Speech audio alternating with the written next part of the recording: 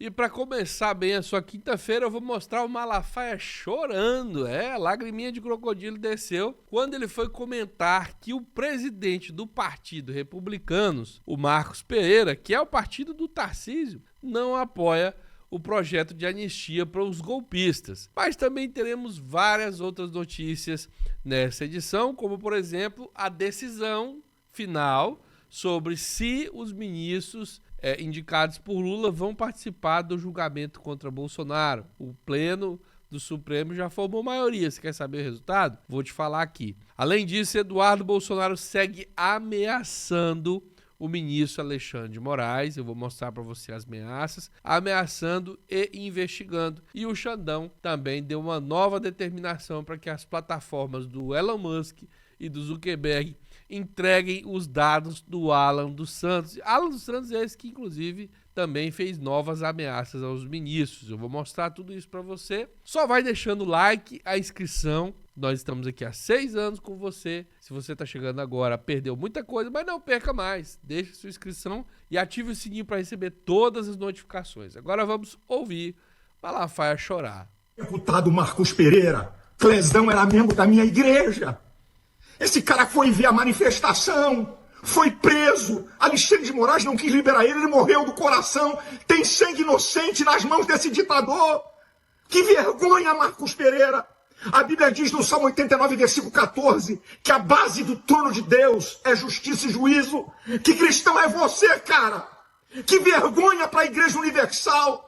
E eu quero fazer uma pergunta. O governador Tarcísio é do PR, estava na manifestação aqui no Rio, ele é a favor. A Damares é a favor da anistia. O general Mourão. Eu quero saber o deputado Silas Câmara se é a favor ou contra. Gente expoente do partido, quem é você? Essas pessoas ou saem desse partido ou se posicionem veementemente contra ele. Você é uma vergonha, cara. Teus interesses políticos mesquinhos vão contra os princípios da nossa fé e daquilo que acreditamos. Nós não estamos pedindo anistia para guerrilheiro, vagabundo, assassino, mas para gente inocente. Fica aqui a minha indignação. E te prepare, Marcos Pereira, porque a justiça de Deus também vai te alcançar. É a primeira vez que eu escuto falar em anistia pra gente inocente. Até onde eu sei, anistia é o perdão de criminosos confessos. Tá aqui, ó. O Eduardo Bolsonaro, não apenas nesse momento, publicou uma postagem no Twitter. Mais uma vez, é uma espécie de... Ele tá num momento de tristeza, assim. Ele tá decepcionado. E aí ele tá demonstrando recalque máximo. Ele encontrou uma matériazinha do Metrópolis, do Igor Gadelha, que dizia o seguinte: Eduardo Bolsonaro vira alvo de chacota em jantar na casa do ministro Alexandre de Moraes. Aí ele tirou o print da matéria, publicou no seu Twitter e disse: mais uma vez, o famoso sorrisinho tão falado pelo professor Olavo de Carvalho, que não fala mais nada, né? Antes, minhas viagens eram motivo de piada, depois virou crime contra a pátria e agora piada novamente. Esses recadinhos não me parecem tão despreocupados assim. Soa mais como simulação de tranquilidade. Você sabe que ele tá falando isso aqui no recalque. E se ele falar ao vivo, né, como ele falou em vídeo, ele chora. Tá onde? Mas é lágrima de crocodilo. Nem tanto, esse pessoal tá em uma reta de derrocada. A lágrima deles não é pelo povo, nem pelo que tá acontecendo. É pela situação deles, propriamente dita. Essas lágrimas são verdadeiras, de tristeza, de desespero e lágrimas de ódio. Tem lágrima de ódio. Eu acho que seria esse o termo. Lágrima de ódio. Eles estão com ódio. Sede de vingança. Aliás, esse vídeo é sobre isso. Você quer ver mais ameaça aqui, ó? Não há democracia onde não exista a plena participação da oposição.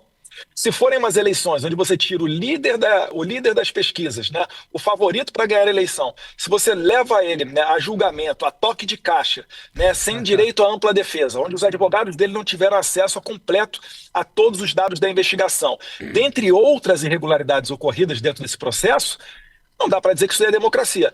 Eu consigo prever aqui para vocês. Então pronto, seu pai não foi eleito. Olha só como é paradoxal. O Lula perdeu a eleição para o Bolsonaro através do Haddad. O Haddad perdeu a eleição para o Bolsonaro exatamente num julgamento desse jeito, num contexto desse jeito. Foi preso com o julgamento a toque de caixa, mudou-se a jurisprudência, a interpretação da Constituição para prender o Lula antes de acabar o julgamento. Depois viram que era um absurdo. Só depois perceberam que era um absurdo, desfizeram e soltaram o Lula para que ele respondesse de novo em liberdade. e aí até provasse que o Moro o estava perseguindo. E agora o Eduardo Bolsonaro descreve esse cenário ressaltando que isso é inadmissível, que não existe democracia nesse contexto. Mas mais que isso ainda, ele avisa que não haverá reconhecimento das eleições, do vitorioso das eleições, caso o pai dele não participe. Então, o próprio pai dele, seguindo a lógica do Eduardo Bolsonaro, o próprio pai dele não deveria ter assumido a presidência. Não foi presidente, porque foi assim que ele foi eleito. Escute. Né? Espero que eu esteja errado, mas eu consigo prever aqui perfeitamente os Estados Unidos não reconhecendo uma eleição brasileira, e aí colocaria o Brasil, sim, o país inteiro, passível de sanções internacionais. Finalizo. Os Estados Unidos, né, por vezes... Antes disso, nós vamos explicar. Ele não está prevendo como alguém que tem uma visão política engajada, não. Ele está nos Estados Unidos trabalhando para isso. Essa matéria também é sobre isso, é sobre vingança. Ele ficou por lá, abriu mão de uma vaga boa de deputado, presidente da Comissão de Relações Exteriores, para tentar fazer com que os ministros do STF sejam perseguidos por deputados e senadores norte-americanos, os bens dos ministros sejam identificados, esses bens sejam apropriados pelo governo com base em uma lei que pune pessoas que os Estados Unidos consideram inimigos dos direitos humanos, que seria, no caso, o próprio Bolsonaro, né? Mas enfim. E também para articular retaliações econômicas contra o país e tramar com o Trump o não reconhecimento futuro das eleições. Então ele não está prevendo, ele está encomendando. É como quem diz assim, você vai ver, vai ter uma bomba. E ele vai lá e trabalha para que a bomba seja feita. Aliás, o pai dele fez isso e o pessoal do golpismo fez isso com os golpistas. Eles encomendaram o golpe, o pessoal não vai aceitar a eleição, o Bolsonaro falou bem antes, pedindo para que as pessoas fossem invadir o Congresso caso ele não fosse o eleito escolhido pelas urnas. E muito tempo depois isso aconteceu com eles pedindo diariamente na televisão, com depoimentos das pessoas reconhecendo. O Bolsonaro deveria ter dito para a gente ir para casa. Como ele não disse, a gente invadiu. Tá? Então ele está encomendando. Vamos ver o que mais que ele tem para falar. Quando ele aplica essas sanções, ele é, no momento seguinte, acompanhado por União Europeia, por Canadá e outros países pelo mundo. E aí ele diz que essa decisão dos Estados Unidos seria replicada por outros países. Acho que não. O mundo está se libertando dessas garras dos Estados Unidos. Não fazem isso também porque gostam dos Estados Unidos, não, tá? Fazem isso porque devem aos Estados Unidos de formas diversas. E aí o Trump cobra. Não, é o que fez com o Zelensky. Se você gosta você ou não do Zelensky, ele botou o Zelensky debaixo da bota. Falou, você vai fazer do jeito que eu quiser ou eu paro de mandar o dinheiro para sua guerra. Então é assim que ele fará com o Canadá e com esses outros países, ameaçando sobretaxas, essas coisas todas. Essas ameaças não têm funcionado com alguns países, especialmente os que o Eduardo citou. Primeira turma do STF terá, sim, Zanin, Dino e Moraes. No caso, Bolsonaro. É uma maioria já formada. O julgamento não acabou, a gente já explicou isso para vocês, mas é que às vezes já formou a maioria. Não tem mais como perder, não tem como voltar mais. Quem votou, Rony? Votou o ministro Alexandre de Moraes, Gilmar Mendes, Dias Toffoli, Edson Fachin, Carmen Lúcia e o próprio relator da matéria, o Roberto Barroso.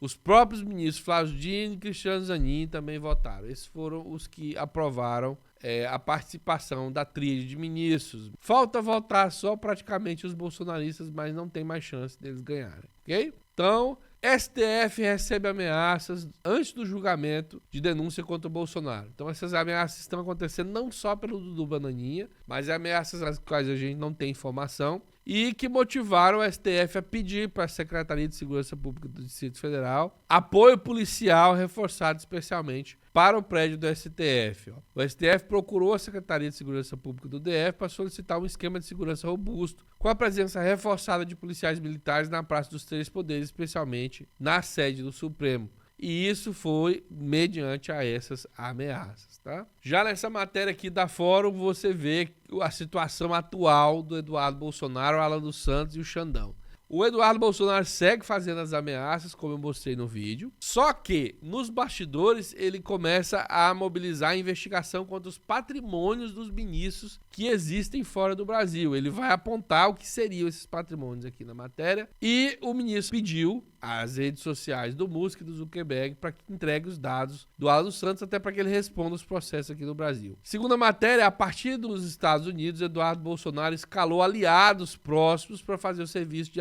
arapongagem e levantar quais são esses bens do ministro Alexandre de Moraes e dos outros juízes que ele não gosta. Qual que é a ideia deles? A ideia deles é utilizar essa lei aqui que está na sua tela, a lei Magnitsky, que foi criada justamente para pressionar adversários que os Estados Unidos consideram infratores dos direitos humanos. O Eduardo Bolsonaro quer convencer os parlamentares de que o Xandão e os ministros do STF são esses adversários e usar esse patrimônio para fazer chantagem contra os ministros, supostamente controlar suas decisões e ações aqui no Brasil. Não preciso falar para você que isso deveria ser um crime absurdo e uma sabotagem contra o país. E aí, o próprio Alan dos Santos foi nas redes sociais sugerir que eles estão no processo, conseguindo fazer isso, e em tese colocando medo nos corações dos ministros, ou pelo menos atiçando a gadaiada. O Alan dos Santos postou: Oi, ministro Gilmar Mendes, tudo bem? Como estão os negócios em Portugal? Olá, Luiz Roberto Barroso, tudo bem? Como está o escritório em Miami, Flórida? Tudo bem com você? Em outra publicação seguida, o Alan dos Santos sinaliza, inclusive, que pode usar essa lei contra qualquer um dos ministros, uma vez que os ministros do STF do Brasil são solicitados para fazer palestras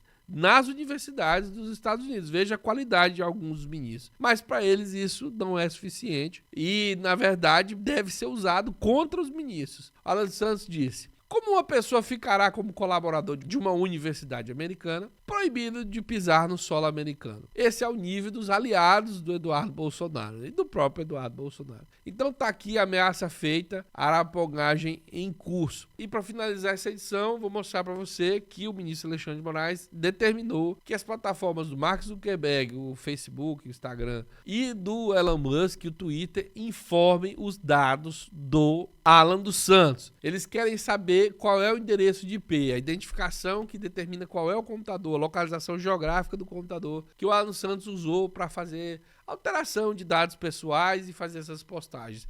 Entre outras informações, o ministro Alexandre de Moraes quer encontrar o Alan dos Santos, até porque ele é perseguido, tá? E não foi extraditado porque tem esses conchaves e não foi deportado de volta ao Brasil, enviado dos Estados Unidos para cá porque tem esses conchavos. Se inscreva no canal, compartilhe o vídeo nas suas redes sociais, não esqueça de ativar o sininho.